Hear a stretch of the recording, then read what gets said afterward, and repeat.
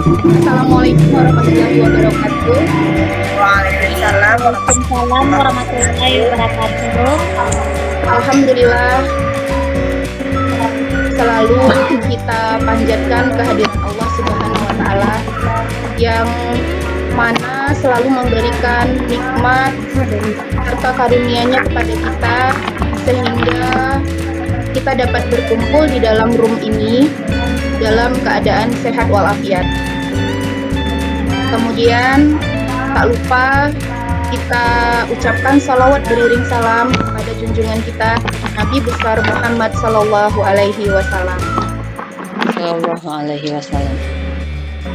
Terima kasih saya ucapkan kepada Bapak Ibu yang telah menyempatkan hadir pada malam hari ini dalam acara webinar Desiminasi Aksi Nyata Modul 1.4 Pendidikan Guru Penggerak Angkatan 8 Kabupaten Solok, Sumatera Barat. Baik Bapak Ibu, untuk memperlancar acara hari ini, marilah kita membacakan Al-Fatihah bersama-sama.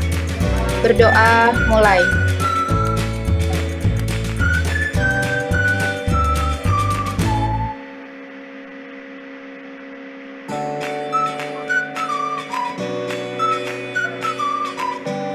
Selesai. Baik Bapak Ibu, kita mulai acara hari ini.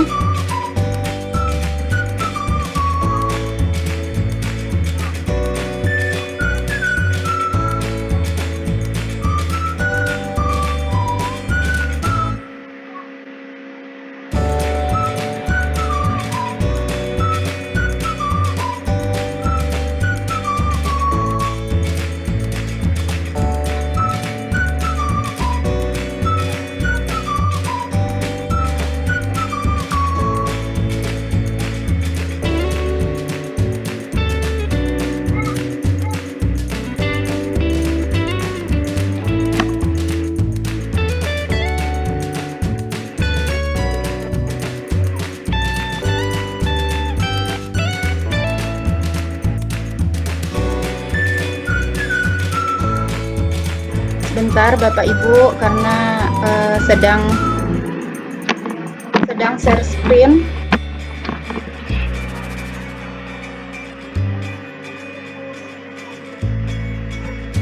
Sudah kelihatan Bapak Ibu? Sudah belum? Sudah, Bu. Sudah ya? Sudah. Nah, Sudah. kita mulai saja Bapak Ibu. Ini materi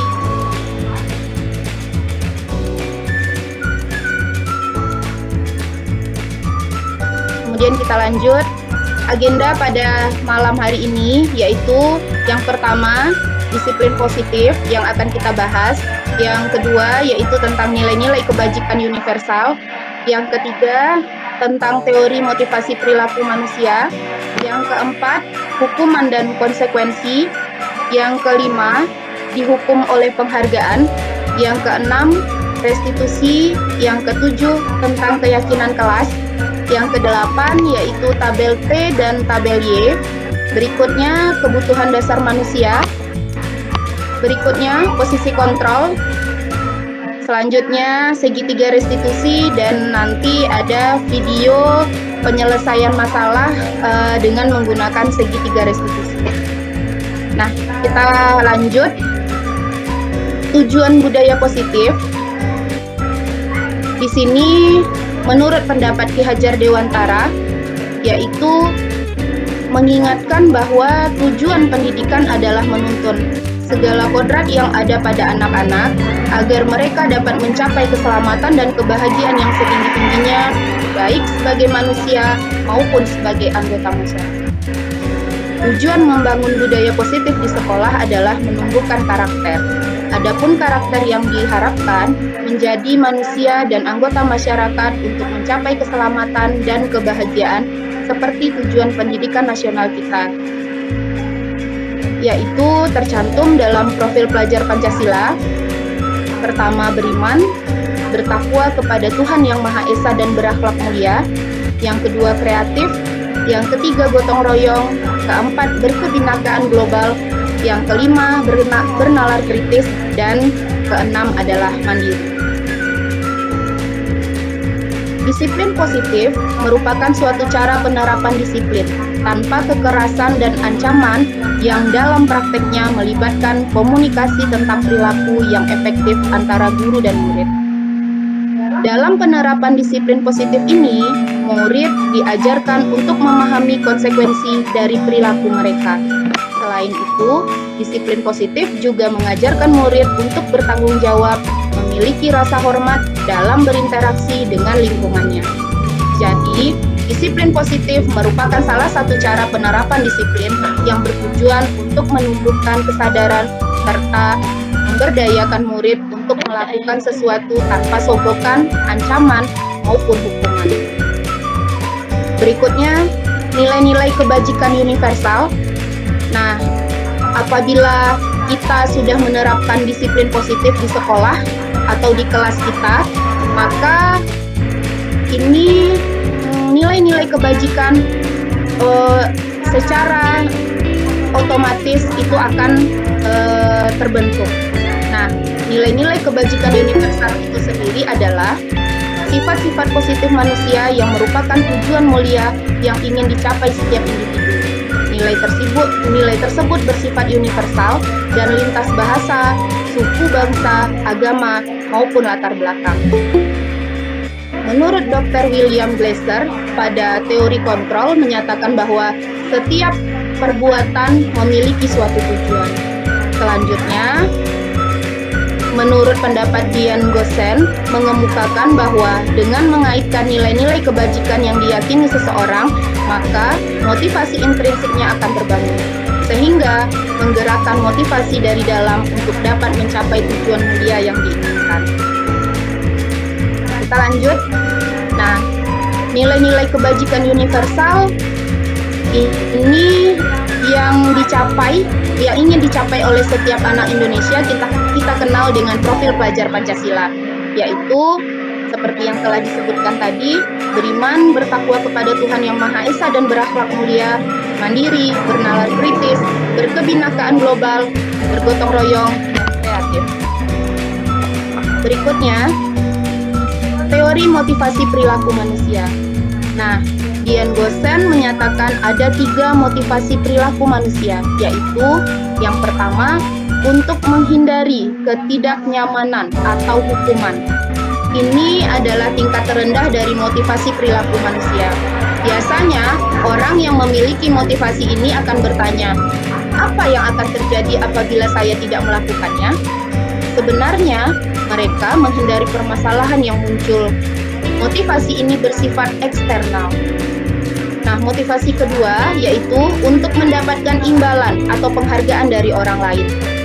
Nah, motivasi ini satu tingkat di atas motivasi yang pertama.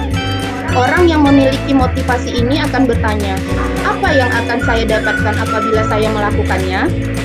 Nah, biasanya mereka melakukan sebuah tindakan untuk mendapatkan pujian dari orang lain dan untuk mendapatkan hadiah, pengakuan, atau imbalan. Yang ketiga, yaitu untuk menjadi orang yang mereka inginkan dan menghargai diri sendiri dengan nilai-nilai yang mereka percaya. Orang dengan motivasi ini akan bertanya, akan menjadi orang seperti apa apabila saya melakukannya? Mereka melakukan sesuatu karena nilai yang mereka yakini. Ini adalah motivasi yang akan membuat seseorang memiliki disiplin positif, karena motivasi berperilakunya bersifat internal. Jadi, dari 3 motivasi ini, yang terbaik itu adalah untuk menjadi orang yang mereka inginkan dan menghargai diri sendiri dengan nilai-nilai yang mereka percaya. Nah, berikutnya yang akan kita bahas yaitu tentang hukuman dan konsekuensi. Nah, hukuman bersifat satu arah dari pihak guru yang memberikan, dan murid hanya menerima suatu hukuman tanpa melalui suatu kesepakatan atau pengarahan dari pihak guru, baik sebelum dan sesudahnya. Hukuman yang diberikan bisa berupa fisik maupun psikis. Murid atau anak pasti nantinya akan disakiti oleh perbuatan atau kata-kata. Nah, berikutnya yaitu tentang konsekuensi. Konsekuensi pada dasarnya sudah terencana atau sudah disepakati, sudah dibahas dan disetujui oleh murid dan guru. Pada konsekuensi, murid tetap dibuat tidak nyaman untuk jangka waktu pendek. Nah, di sini sikap guru adalah sebagai monitor murid atau memonitor murid. Nah, kita lihat di sini, Bapak Ibu, silahkan kita lihat. Nah, dari definisi tadi, hukuman dan konsekuensi. Nah, ini ada yang pertama, yaitu mencatat 100 kali di dalam buku kalimat "saya tidak akan terlambat lagi karena terlambat ke sekolah". Nah, bla bla bla bla. Menurut Bapak Ibu, apakah ini hukuman atau konsekuensi? Nah, mungkin bisa Bapak Ibu tulis di kolom chat. Kira-kira menurut Bapak Ibu, yang pertama ini hukuman atau konsekuensi? Mencatat 100 kali di dalam buku kalimat "saya tidak akan terlambat lagi". Nah, kira-kira ini konsekuensi atau hukuman?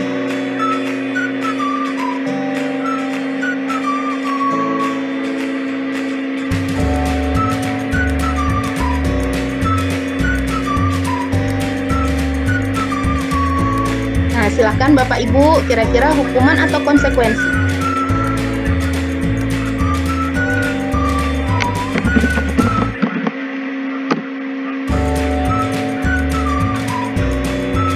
Sudah ada yang menjawab hukuman. Nah, Bapak Zainul menjawab ini hukuman. Ibu Utari juga menjawab hukuman. Kita tunggu komen berikutnya. Kemudian yang kedua, lari mengelilingi lapangan basket 2 kali karena terlambat hadir di sekolah. Kira-kira ini hukuman atau konsekuensi? Hukuman, Bu Rika. Mungkin Bapak Ibu bisa menyertakan nomor karena di sini ada 7 soal. Apakah ini hukuman atau konsekuensi? Yang pertama tadi sudah ada yang menjawab hukuman. Yang pertama hukuman. Baik, Bu Vera menjawab hukuman. Pak Gus di sini yang kedua menjawab hukuman. Bapak Zainul juga menjawab hukuman. Nah, kita lihat di sini. Nah, Bu Vera juga menjawab hukuman. Kita lihat yang ketiga. Yang ketiga, murid diminta untuk push up 15 kali karena tidak menggunakan masker ke sekolah. Nah, yang ketiga ini apakah hukuman atau konsekuensi? Hukuman. Nah, ada yang menjawab hukuman. Kita bacakan ya, Ibu Merlavita tadi menjawab nomor 1 dan nomor 2 itu hukuman. Ibu Utari menjawab nomor 2 adalah hukuman. Bapak Zainul menjawab nomor 3 itu adalah hukuman. Kemudian Ibu Utari nomor 3 hukuman, Ibu Merlavita juga nomor 3 hukuman. Bapak Bustanul Arifan nomor 3 hukuman. Ibu Vera Yusi juga menjawab nomor 3 hukuman. Ibu Yuli nomor 3 hukuman. Ibu Yesi juga menjawab nomor 3 hukuman. Nah, kita lihat yang nomor 4. Mengganti kertas tugas teman yang telah dicoret-coret. Nah, kira-kira yang nomor 4 ini hukuman atau konsekuensi? Ibu Utari menjawab konsekuensi.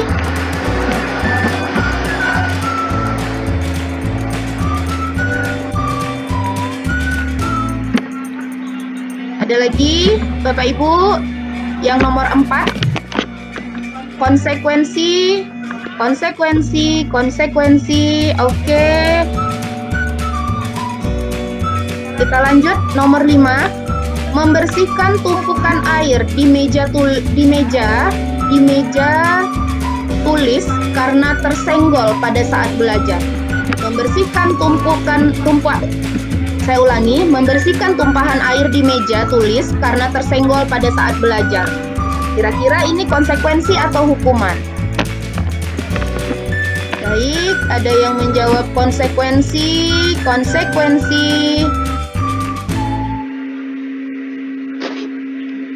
Nah, kita lanjut yang nomor 6. Murid disuruh untuk tidak mengenakan sepatu seharian di sekolah karena tidak mengenakan sepatu hitam. Kira-kira hukuman atau konsekuensi? Murid disuruh untuk tidak mengenakan sepatu seharian di sekolah karena tidak mengenakan sepatu hitam. Hukuman. Oke, Pak Bus, Ibu Utari, kemudian Ibu Mailani, Ibu Merlavita, Ibu Ferayusi, Ibu Yesi menjawab hukuman. Nah, baik, kita lihat soal nomor 7. Lari mengelilingi lapangan basket 2 kali karena terlambat 10 menit untuk pelajaran PJOK. Nah, kira-kira ini hukuman atau konsekuensi?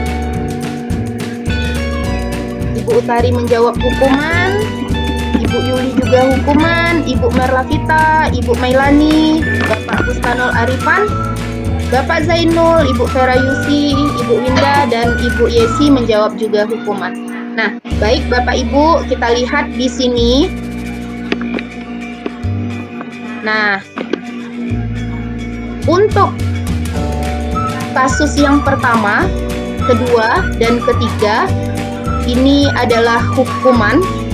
Sementara untuk kasus keempat dan kelima, ini adalah konsekuensi. Kemudian untuk kasus keenam ini hukuman. Dan untuk kasus ketujuh ini adalah konsekuensi. Nah, tadi di kolom chat kita lihat untuk yang kasus nomor 7 ini banyak menjawab hukuman.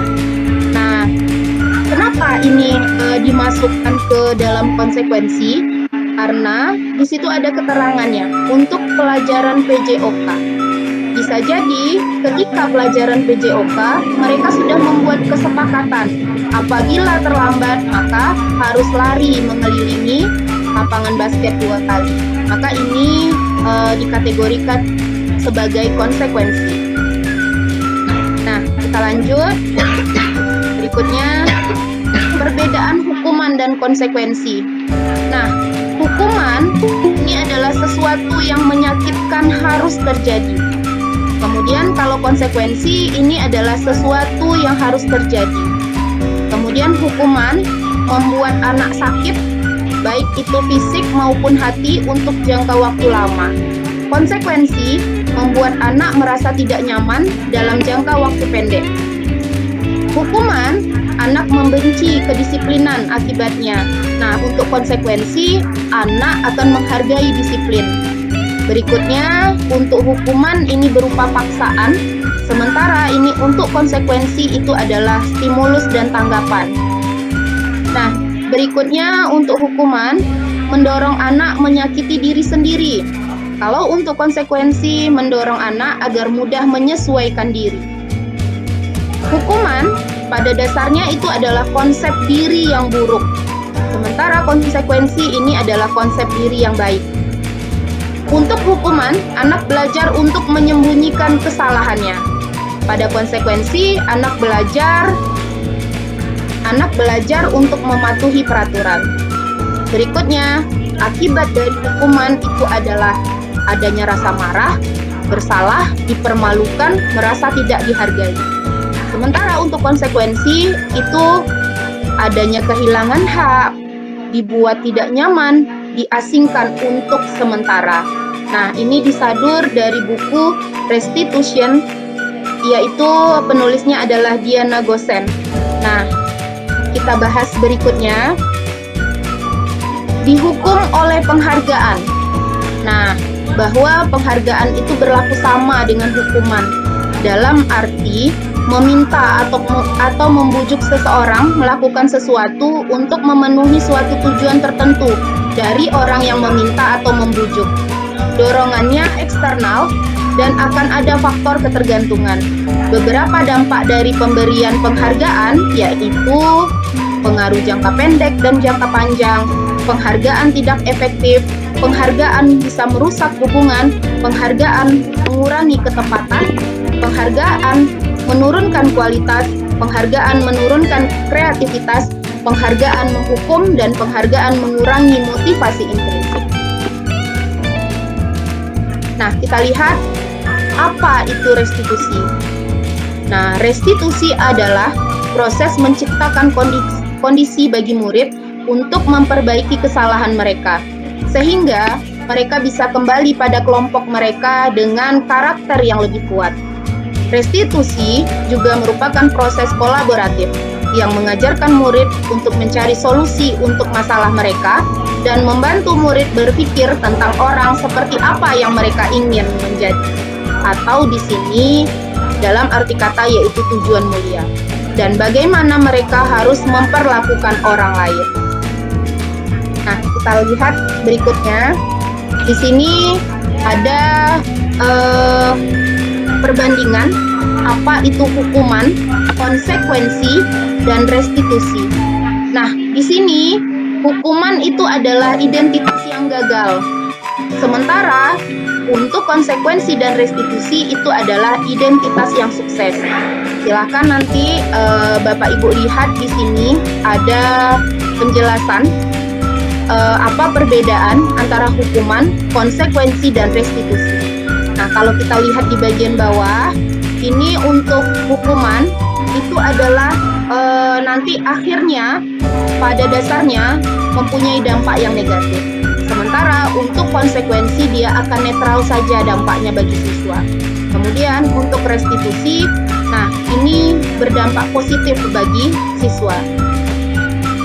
Kita lihat ciri-ciri restitusi. Yang pertama, bukan untuk menebus kesalahan, namun untuk belajar dari kesalahan. Yang kedua, tawaran bukan untuk paksaan. Kemudian yang ketiga, memperbaiki hubungan. Yang keempat, restitusi menuntun untuk melihat ke dalam diri. Yang kelima, restitusi mencari kebutuhan dasar yang mendasari tindakan. Yang keenam, restitusi diri adalah cara yang paling baik. Yang ketujuh, restitusi fokus pada karakter bukan tindakan. Kedelapan, restitusi fokus pada solusi. 9, restitusi mengembalikan murid pada yang berbuat salah pada kelompok. Kita lihat berikutnya keyakinan kelas. Nah, mengapa tidak peraturan saja? Mengapa harus keyakinan kelas? Nah, kita lihat di sini Bapak Ibu. Kira-kira mengapa kita memiliki peraturan harus menggunakan helm bila mengendarai kendaraan roda 2?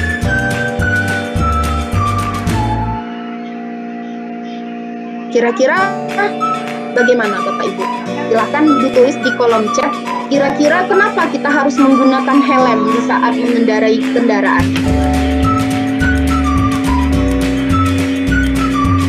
Silakan Bapak Ibu tulis di kolom chat kira-kira apa atau kenapa kita harus menggunakan helm. Supaya terlindungi. Nah, Bu Lani menjawab supaya terlindungi. Bagaimana Bapak Ibu yang lain?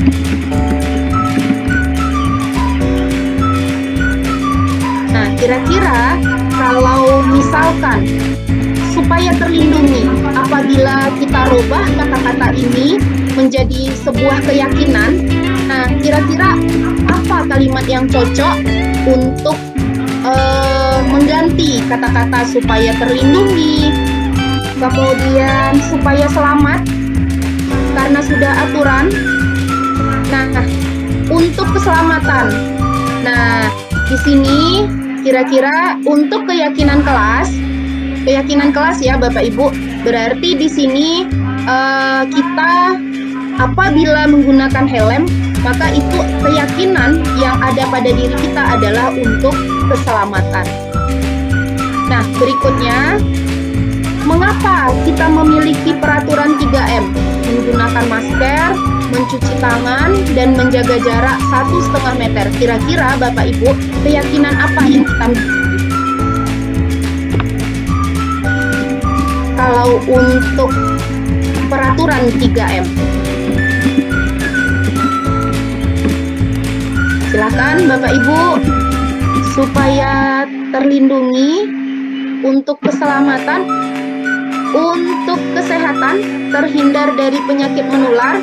Nah, baik Bapak Ibu, sudah ada beberapa ya di kolom chat. Nah, di sini kalau ada lagi keyakinan untuk tidak terinfeksi, untuk melindungi diri, untuk kesehatan. Nah, yang benar itu adalah untuk kesehatan. Berarti keyakinan yang kita miliki apabila kita melakukan 3M itu adalah kesehatan. Nah, kita lihat di sini Bapak Ibu, untuk mendukung motivasi intrinsik, kembali ke nilai-nilai atau keyakinan-keyakinan lebih menggerakkan seseorang dibanding mengikuti serangkaian peraturan-peraturan. Jadi keyakinan ini gunanya itu adalah nanti untuk mendukung motivasi intrinsik. Nah, apabila siswa sudah mempunyai motivasi intrinsik, maka sebaiknya kita membuat keyakinan kelas agar siswa itu benar-benar motivasi intrinsiknya itu sudah tertanam seperti itu. Nah, kembali kita lanjut, yaitu tentang keyakinan kelas. Nah, apa itu keyakinan? Keyakinan adalah nilai-nilai kebajikan universal yang disepakati secara tersirat, lepas dari latar belakang, suku, bahasa, maupun agama yang dipegang dan diyakini seseorang. Keyakinan kelas adalah kesepakatan kelas yang telah dibuat berdasarkan nilai-nilai kebajikan universal. Nah, kita lihat di sini. Nah, pada lingkaran ini, kita lihat pada bagian dalam ini adalah peraturan kelas. Jadi ketika kita membuat peraturan kelas, nah, di sini adalah konsep dasar agar nantinya kita bisa membuat keyakinan kelas. Jadi peraturan kelas itu kita buat bersama, kemudian lanjut nanti keyakinan kelas. Apabila keyakinan kelas ini sudah dilakukan, nah maka itu otomatis lingkungan positif akan terbentuk di sekolah kita. Apabila lingkungan positif sudah terbentuk, maka otomatis budaya positif juga terbentuk di sekolah. Nah, kita lihat di sini, Bapak Ibu, di sini kita misalkan ada 3, yaitu yang misalkan terbentuk dalam keyakinan kelas adalah hormat, kemudian bekerja, diterima, dan dimiliki. Untuk hormat, nah, di sini ada kata-kata pendukungnya. Kami meyakini bahwa sangat penting untuk menghormati semua orang dan barang milik orang lain. Untuk bekerja, kami meyakini bahwa sangat penting untuk mengerjakan segala pekerjaan atau mengikuti kegiatan yang telah ditugaskan. Untuk keyakinan kelas diterima dan dimiliki, kami meyakini bahwa sangat penting untuk merasa diterima pada suatu kelompok dan saling peduli satu dengan yang lain. Nah, untuk keyakinan kelas ini nantinya kita lihat atau kita buat dalam tabel T dan tabel Y. Untuk tabel Y, maka tabel Y di sini untuk satu keyakinan kelas, maka ini akan kita kelompokkan menjadi terdengar, terlihat, dan berperilaku. Untuk keyakinan kelas bekerja juga seperti itu, dan untuk diterima dan dimiliki juga harus dibentuk menjadi 3, terdengar, terlihat, dan berperilaku. Nah, untuk tabel T, ini untuk satu keyakinan kelas, maka ada tampak seperti, tidak tampak seperti. Nah, Nah, kita lihat di sini. Nah, kita ambil satu untuk rasa hormat. Maka keyakinan kelas untuk hormat ini yang terdengar itu adalah, yuk saya bantu, kita bisa selesaikan ini bersama. Mohon maaf Bapak Ibu karena sedang azan, saya break sebentar.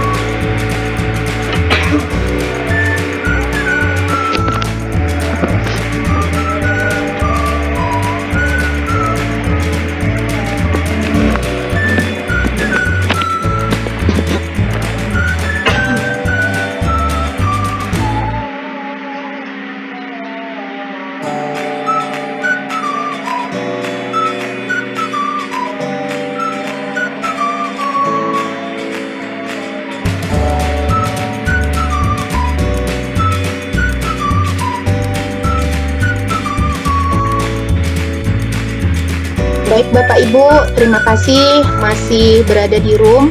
Kita lanjutkan.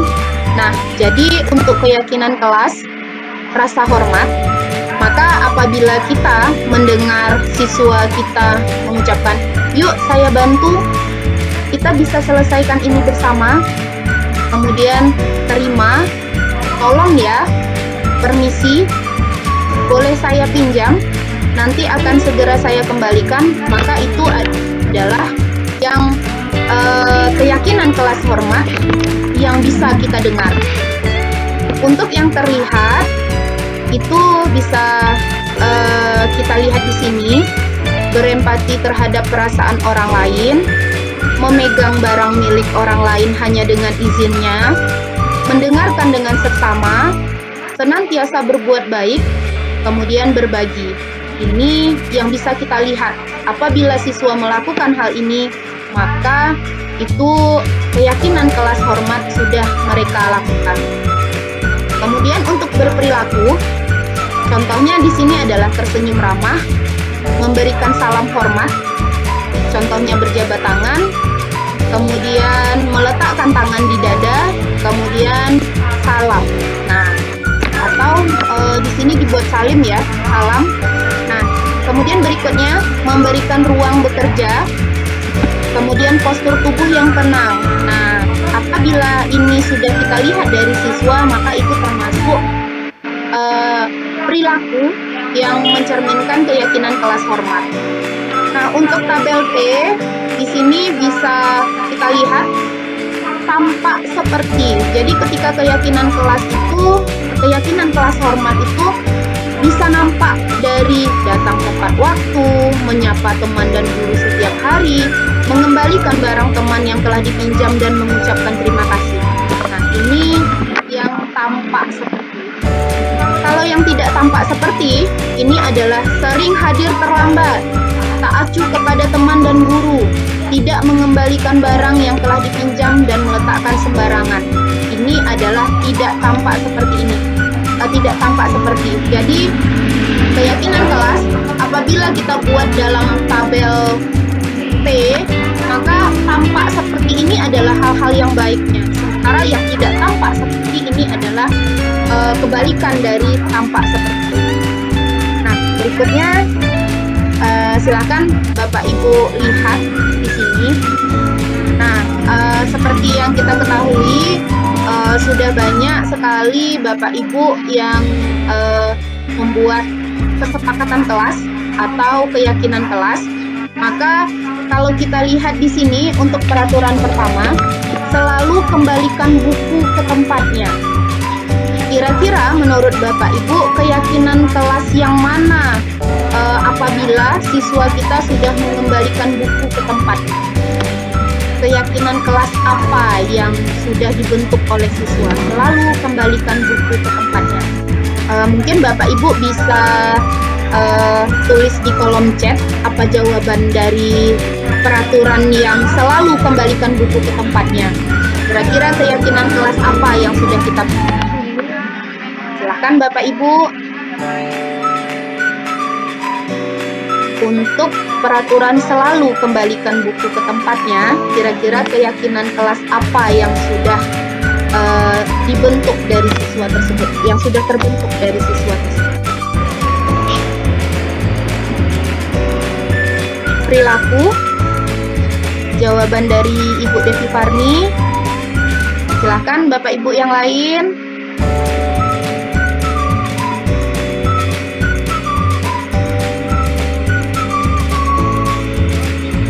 Atau masih ragu tentang keyakinan kelas? Ada yang menjawab kerapian, tanggung jawab. Ibu Mahyori, Ibu Mailani, keyakinan kelas untuk perilaku mendisiplinkan siswa. Ibu Merlapita, disiplin. Nah, baik, nanti kita lihat ya Bapak Ibu, mari kita lihat bersama-sama apa jawabannya. Kita lihat untuk peraturan kedua, dilarang mengganggu orang lain. Kira-kira keyakinan kelas apa yang kita bentuk untuk peraturan dilarang mengganggu orang lain? Ibu Vera tadi jawaban yang pertama kerapian. Bapak Bustano itu adalah perilaku. Silahkan Bapak Ibu untuk yang kedua, dilarang mengganggu orang lain. Kira-kira keyakinan kelasnya apa? Rasa aman, kata Ibu Yori.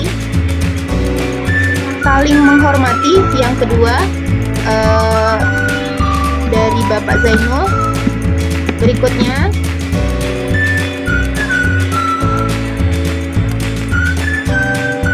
ada lagi ini Bapak Ibu. Nah, kalau tidak kita lanjut yang ketiga.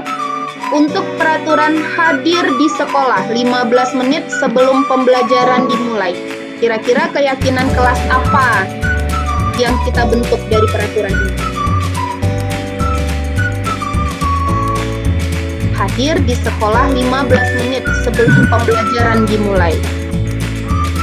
Kata Bapak Zainul yang ketiga disiplin, Ibu Melani disiplin, Ibu Devi Farni juga disiplin, Ibu Merlapita, Ibu Oktayola, dan Ibu Yuli juga disiplin. Ibu disiplin, Ibu Vera disiplin, Ibu Devi juga juga disiplin. Kita lanjut. Terima kasih atas jawabannya Bapak Ibu. Kita lanjut ya, yang keempat, dilarang melakukan kekerasan. Nah, kira-kira untuk peraturan ini, keyakinan kelas mana yang akan kita bentuk? Dilarang melakukan kekerasan. Untuk yang keempat,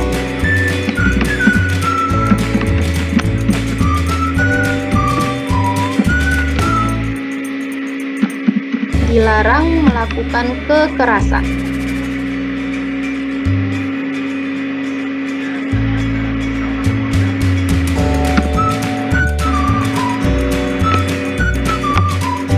Kata Bapak Zainul ini menghindari bullying. Stop bullying. Oke, jawaban dari Bu Devi. Lanjut, Bapak Ibu.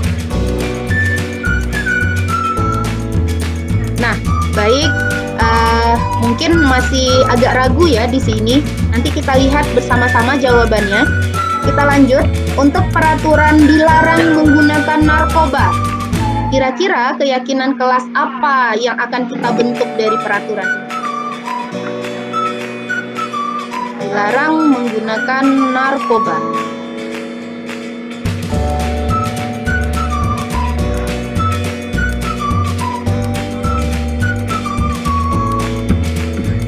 Wah, sepertinya masih agak ragu tentang keyakinan kelas. Nah, kita lihat bersama-sama nanti Bapak Ibu. Peraturan kelas berikutnya yaitu bergantian atau menunggu giliran. Kira-kira keyakinan kelas apa yang akan kita bentuk? Bergantian atau menunggu giliran. Kemudian berikutnya gunakan masker. Berikutnya lagi adalah jangan berlari di kelas atau koridor. Nah, bergantian atau menunggu giliran, kata Ibu Devi, saling menghargai. Ada lagi Bapak Ibu.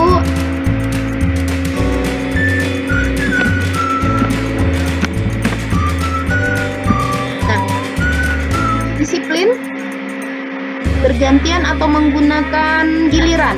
Disiplin, kata Ibu Merlavita, budayakan hidup antri. Kata Ibu Vera Yusi, membiasakan antri. Nah, kira-kira untuk yang nomor 7 dan nomor 8, peraturan kelas untuk menggunakan masker, kira-kira keyakinan kelas apa yang akan kita bentuk untuk menggunakan masker?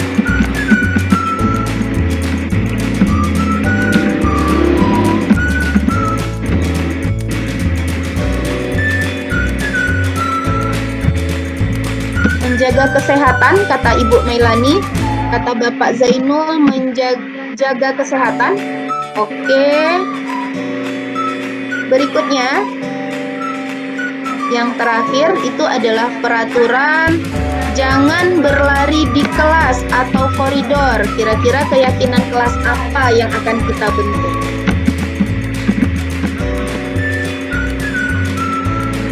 Keyakinan kelas tertib, jaga keselamatan,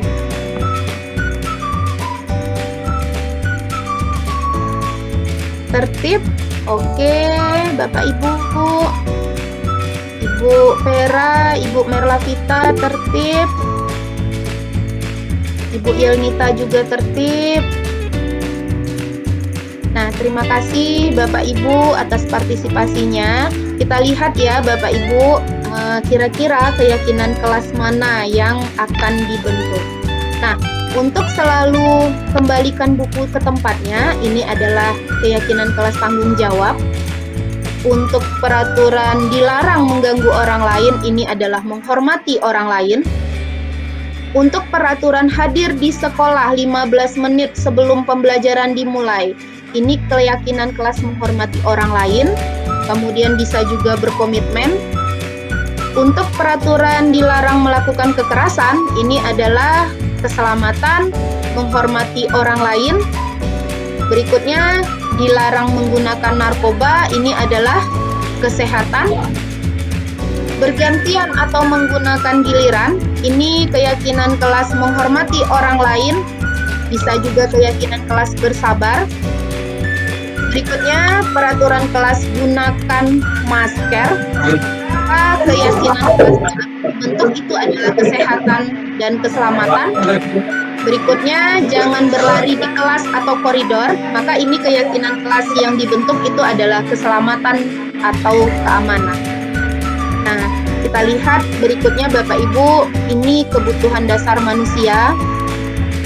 Setiap setiap tindakan seseorang adalah untuk memenuhi kebutuhan dasarnya. Jadi kebutuhan dasar itu ada 5. Yang pertama yaitu kebutuhan bertahan hidup.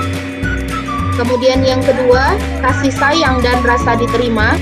Yang ketiga yaitu penguasaan.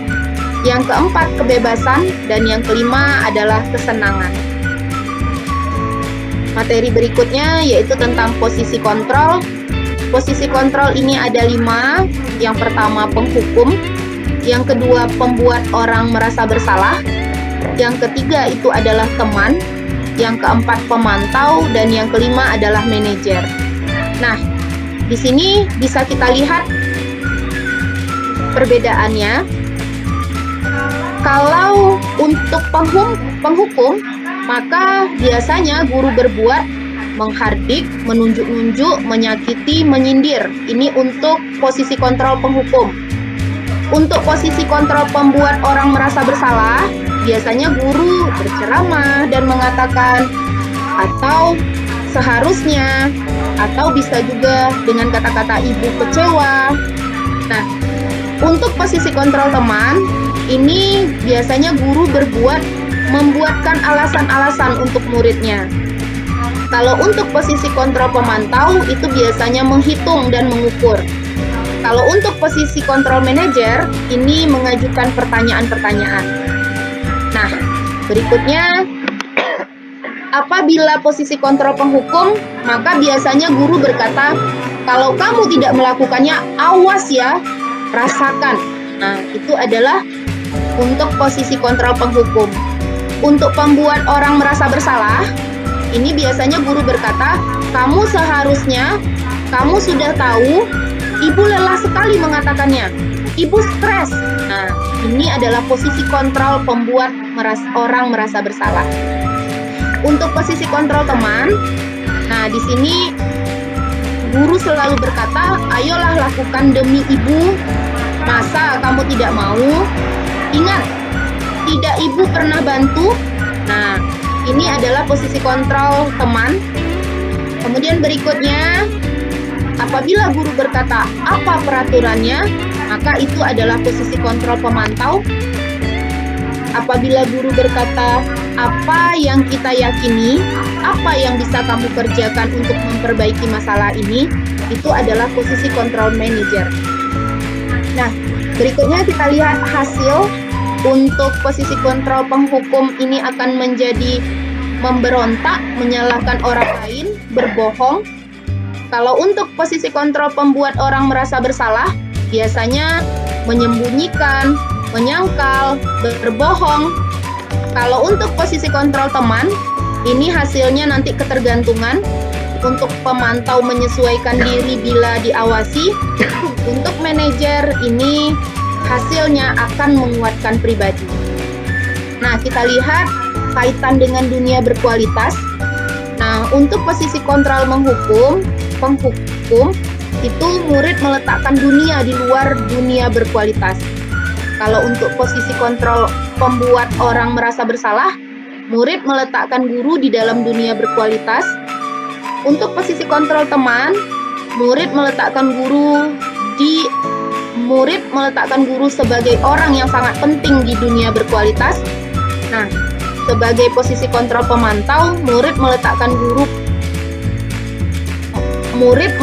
guru ini atau di sini peraturan dan hukum di dunia berkualitas. Nah, untuk posisi kontrol manajer, murid meletakkan dirinya sebagai individu yang positif dalam dunia berkualitas.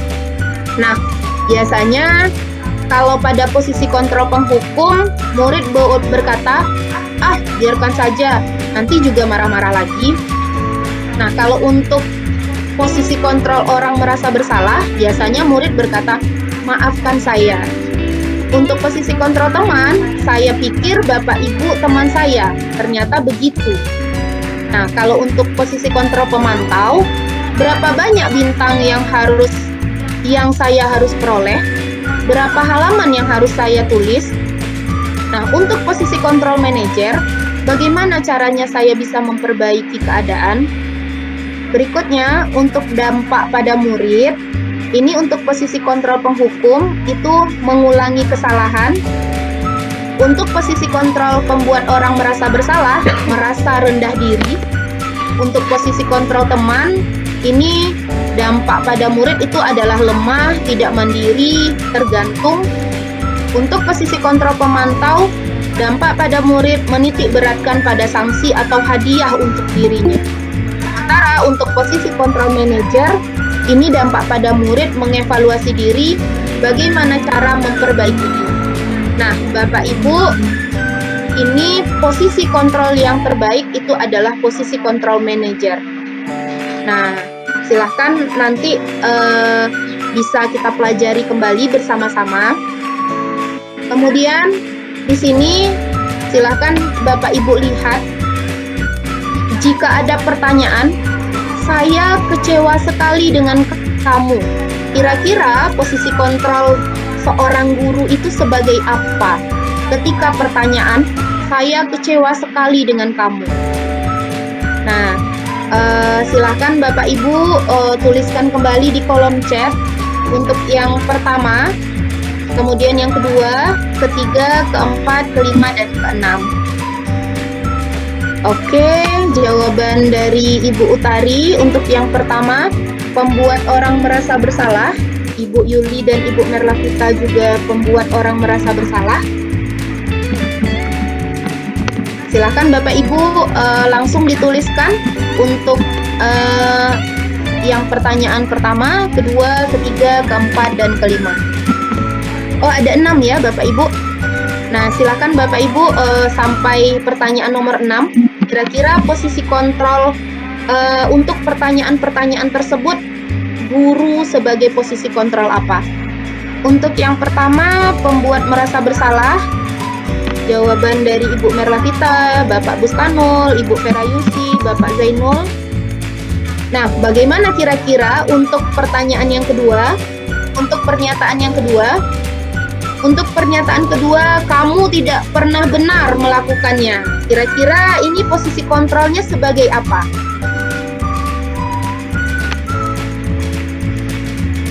Jawaban dari Ibu Devi untuk nomor 2, membuat merasa bersalah. Jawaban Ibu Devi, membuat orang merasa bersalah untuk yang pertama. Yang kedua, Ibu Ilnita menjawab membuat orang merasa bersalah. Ibu Mailani untuk jawaban pertama, membuat orang merasa kecewa. Membuat orang merasa kecewa. Membuat orang merasa bersalah, ini Ibu Mailani. Untuk jawaban Ibu Merlavita, Ibu Ferayusi, membuat orang merasa bersalah. Nah, penasaran Bapak Ibu dengan jawabannya? Nah, silakan kita lihat. Untuk pernyataan saya kecewa sekali dengan kamu, ini posisi kontrol guru adalah membuat orang merasa bersalah. Untuk yang kedua, kamu tidak pernah benar melakukannya, maka posisi kontrol guru itu adalah sebagai penghukum. Yang ketiga, ayolah lakukan demi ibu atau bapak, maka ini posisi kontrolnya adalah sebagai teman. Berikutnya, apakah kamu mau mendapatkan stiker bintang hari ini? Maka posisi kontrol guru itu adalah sebagai pemantau. Nah, berikutnya, bagaimana kamu bisa menyelesaikan masalah ini? Maka posisi kontrolnya adalah sebagai manajer. Nah, berikutnya, kamu selalu yang paling terakhir. Ini posisi kontrolnya adalah sebagai penghukum. Nah, kita lihat Bapak Ibu. Nah, ini segitiga restitusi. Nah, tadi restitusi sendiri sudah dibahas di awal. Maka ini adalah langkah-langkah segitiga restitusi. Langkah-langkahnya yaitu yang pertama menstabilkan identitas. Di sini adalah bagian dasar segitiga restitusi bertujuan untuk mengubah identitas anak dari orang yang gagal karena melakukan kesalahan menjadi orang yang sukses. Langkah kedua yaitu validasi tindakan yang salah. Konsep ini untuk memahami kebutuhan dasar apa yang mendasari suatu tindakan, sehingga pendidik dapat menemukan cara paling efektif untuk memenuhi kebutuhan tersebut. Langkah yang ketiga yaitu menanyakan keyakinan. Teori kontrol menyatakan bahwa kita pada dasarnya termotivasi secara internal. Ketika langkah pertama dan kedua sukses dilakukan, maka anak lebih siap dikaitkan dengan nilai-nilai kebajikan yang dipercaya dan berpindah menjadi orang yang diinginkan. Nah, kita lihat selanjutnya. Untuk menstabilkan identitas, ini untuk membuat anak yang merasa gagal karena berbuat salah menjadi positif terhadap dirinya. Nah, ini kita lihat, guru berkata, berbuat salah itu hal yang manusiawi. Tidak ada manusia yang sempurna. Bapak Ibu juga buat salah. Kita pasti bisa menyelesaikan permasalahan ini. Bapak Ibu tidak tertarik untuk mencari tahu siapa yang benar, siapa yang salah. Nah, Bapak Ibu lebih tertarik untuk menyelesaikan masalah. Berikutnya, kalau kamu menyalahkan dirimu sendiri terus-menerus, apakah kamu bersikap baik pada diri sendiri? Nah, ini adalah yang disampaikan oleh guru untuk langkah menstabilkan identitas. Berikutnya, langkah berikutnya yaitu validasi tindakan yang salah. Ini membantu murid mengenali kebutuhan dasar yang ingin dipenuhinya ketika melakukan kesalahan itu. Nah, biasanya guru berkata, kamu bisa saja kan melakukan hal yang lebih buruk, tapi kamu tidak melakukannya. Kamu pasti punya alasan mengapa melakukannya. Berikutnya, apa yang penting bagi kamu? Nah, berikutnya, maukah kamu belajar cara lain untuk mendapat yang kamu butuhkan tanpa harus memukul? Berikutnya, apakah kamu bisa melakukan dengan lebih baik besok lagi? Nah, langkah restitusi terakhir ini adalah menanyakan keyakinan. Anak melihat kesalahannya dihubungkan dengan norma sosial dan nilai-nilai yang mendasari manusia berinteraksi dengan orang lain. Nah, biasanya guru berkata, apa nilai yang kita percaya di kelas atau sekolah kita? Nilai-nilai universal apa yang telah kita sepakati? Kelas yang ideal itu seperti apa sih? Kamu ingin jadi anak seperti apa? Apa yang kamu rasakan? Kemudian ketika kamu melakukan itu, kamu menjadi orang seperti apa? Nah, Bapak Ibu, itu adalah langkah-langkah segitiga restitusi. Jadi sebaiknya ketika kita melakukan atau apabila kita mengalami sebuah permasalahan dengan siswa, sebaiknya kita melakukan atau menyelesaikannya dengan menggunakan segitiga restitusi. Dan sebaiknya segitiga restitusi dilakukan dengan langkah-langkah yang benar. Nah, Bapak Ibu, izin sebentar untuk menayangkan video. Mungkin di sini video penyelesaian sebuah kasus.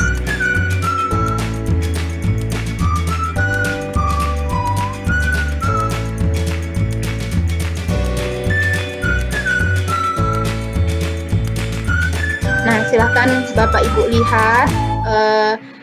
Ini adalah contoh kasus yang pernah dialami, namun pemerannya ini adalah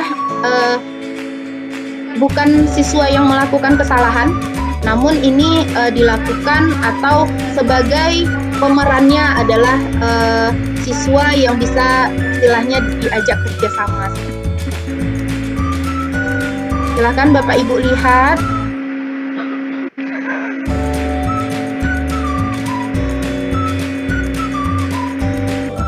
Sudah muncul Bapak Ibu? Sudah ya. Nah, kita lihat di sini.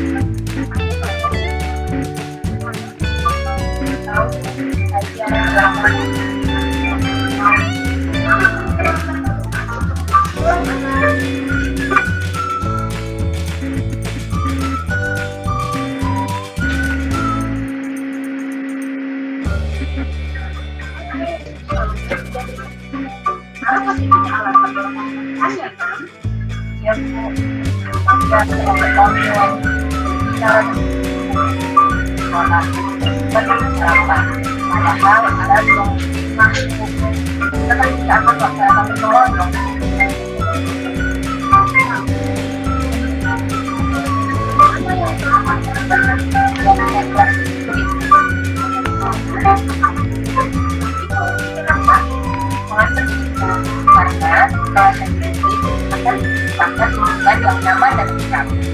Dan juga akan menyebabkan anak-anak didik yang nantinya akan berkelakuan baik dan benar.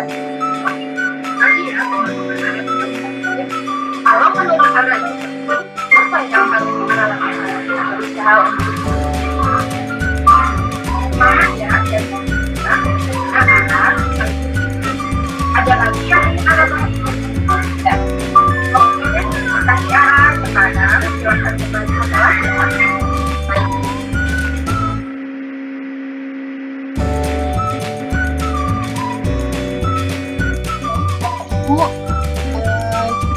adalah contoh penyelesaian kasus ketika seorang siswa terlambat dalam ketika melakukan goro atau gotong royong kelas.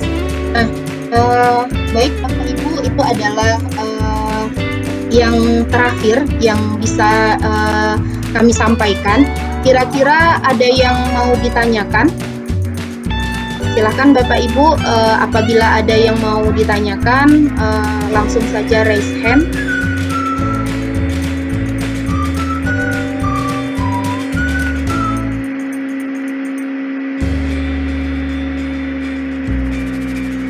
Ibu Yesi, sepertinya Ibu Yesi raise hand. Ada yang mau ditanyakan, Ibu Yesi?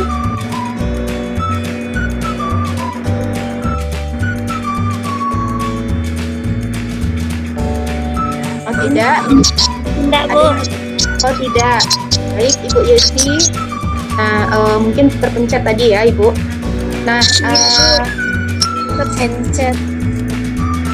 Nah, baik Bapak Ibu, apabila tidak ada yang mau ditanyakan, langsung saja saya tutup. Namun sebelum saya tutup, saya mengucapkan terima kasih secara pribadi kepada Bapak Ibu yang telah hadir pada hari ini, yang bersedia menyempatkan waktu.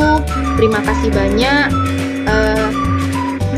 Semoga apa yang kita lakukan pada malam hari ini diberikan balasan oleh Allah Subhanahu wa taala. Amin ya rabbal alamin. Terima kasih. Terima kasih Bapak Ibu semua. Akhir kata, mohon maaf apabila ada kesalahan.